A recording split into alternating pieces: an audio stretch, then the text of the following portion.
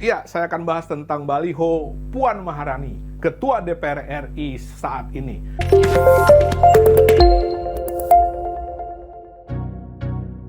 Kita tahu bahwa sejumlah baliho bertebaran di beberapa daerah dan ini menimbulkan reaksi dari semua golongan masyarakat, politisi, rakyat biasa, pemerhati, ya siapa, semua banyak sekali ya, pengamat dan lain sebagainya.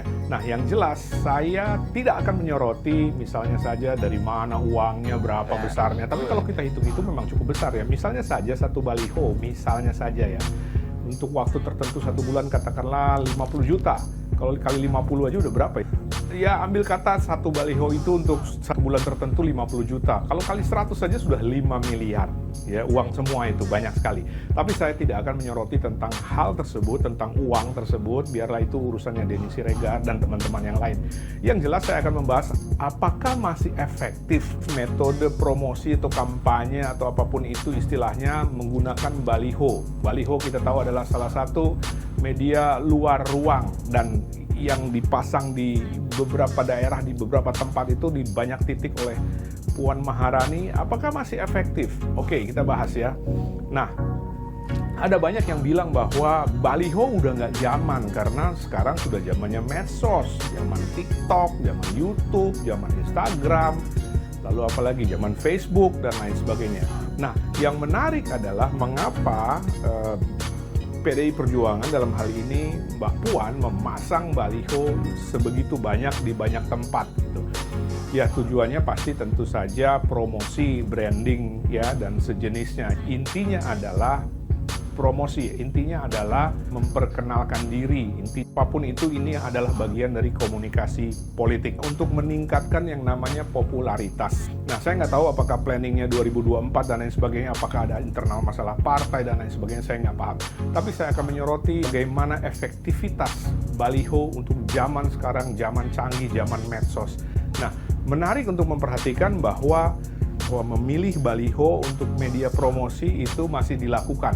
Ada banyak pendapat mengatakan baliho udah nggak efektif lagi karena udah nggak zamannya. Kok saya agak berbeda ya? Kenapa? Karena kalau kita lihat tergantung dari target sasaran atau marketnya siapa. Dalam hal ini kalau di daerah, misalnya saja orang-orang pasar, lalu masyarakat awam, people on the street yang betul-betul memang masyarakat yang istilahnya adalah rakyat jelata, maka seharusnya baliho lebih efektif ketimbang medsos. Karena siapa sih yang main TikTok? Siapa sih yang main Facebook untuk orang-orang yang di bawah tersebut? Ya kan mungkin 1-2 lah. Yang jelas baliho lebih efektif. Justru pemilihan baliho ini sudah sangat tepat untuk daerah-daerah tertentu, yaitu di pinggiran atau di daerah di luar kota.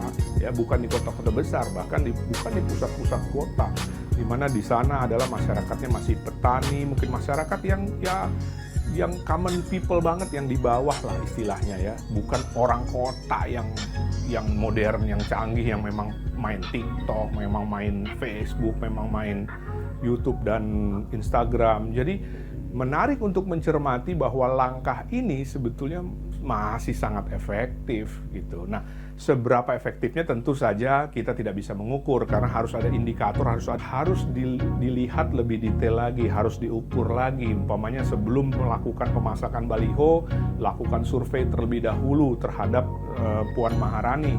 Setelah itu, let's say sebulan setelah pemasakan baliho, baru disurvei lagi. Survei membuktikan apakah ada korelasi, ada tingkat kenaikan antara pengenalan masyarakat di daerah tersebut setelah baliho dipasang.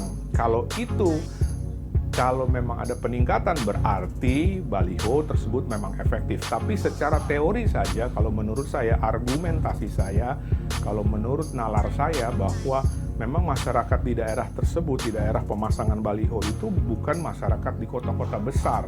Artinya baliho masih jauh lebih efektif ketimbang ya medsos dan lain sebagainya.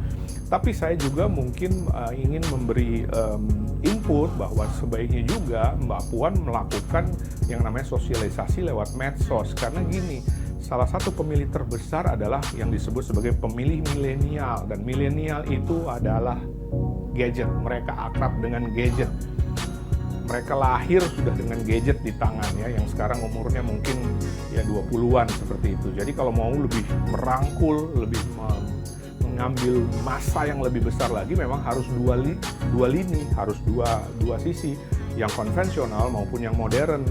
Anak-anak sekarang itu main tik untuk menjawab apakah baliho ini memang tepat. Menurut saya untuk saat ini masih sangat tepat, mengingat audiens atau sasaran yang dituju adalah mereka masyarakat yang di bawah. Iya, saya akan bahas tentang baliho